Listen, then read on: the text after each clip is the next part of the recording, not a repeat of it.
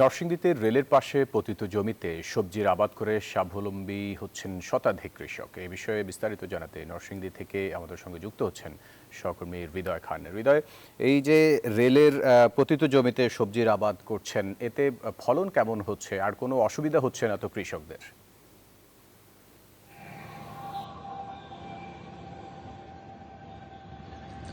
ধন্যবাদ ফয়সাল। আপনি যেমনটি বলছিলেন, আমি এই মুহূর্তে রয়েছি নরসিংদীর রায়পুরায়। আপনাকে যদি দেখাতে চাই, ঠিক আমার পেছনে আপনি দেখবেন যে এখানে রেলের পাশে যে পতিত জমি রয়েছে সেখানে কিন্তু এই সবজি চাষ করে স্বাবলম্বী হচ্ছেন কৃষকরা। এবং কৃষি বিভাগ থেকে আমাদেরকে যেমনটি জানিয়েছেন যে এখানে প্রায় 70% জমিতে শতাধিক কৃষক কিন্তু সবজির আবাদ করছেন। লাউ থেকে শুরু করে ঝিঙ্গা, চিচিঙ্গা, চাল কুমড়ো এবং একই সাথে দাঁড়া, লাল শাক তারা কিন্তু এখানে চাষ করছেন। আমরা যদি একজন কৃষকের সাথে কথা বলি, কি কি আবাদ করছেন এখানে? এটার মধ্যে লাউ করছি, দাঁড়া করছি, লাল শাক করছি, এরপরে ঝিঙ্গা করছি। এগুলি আমরা বিক্রি করে আমরা লাভবান।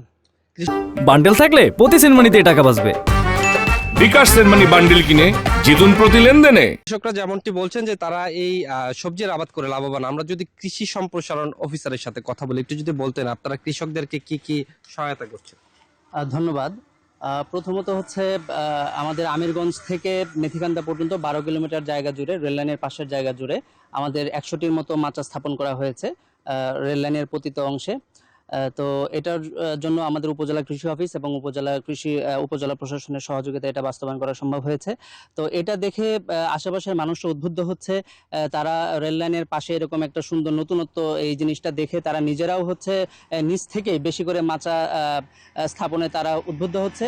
এবং আমাদের কৃষকরাও এখানে যারা মাচা স্থাপন করেছে তারা বিভিন্ন সময় এই ফসল বিক্রি করে তারা নিজের চাহিদা পূরণের পাশাপাশি বিক্রি করে লাভবান হচ্ছে। ধন্যবাদ। তো যেমনটি শুনছিলেন, কৃষির কর্মকর্তারা যেমনটি বলছিলেন যে এখানে প্রায় আমিরগঞ্জ থেকে রায়পুরা পর্যন্ত 12 কিলোমিটার এলাকা কিন্তু এই প্রজেক্টের আওতায় নিয়ে আসা হবে, যেখানে নানা রকমের সবজির আবাদ করা হবে। তো নরসিংদী থেকে এই ছিল আমার কাছে সর্বশেষ। ফিরে যাব স্টুডিওতে ফয়সালের কাছে। ফয়সাল।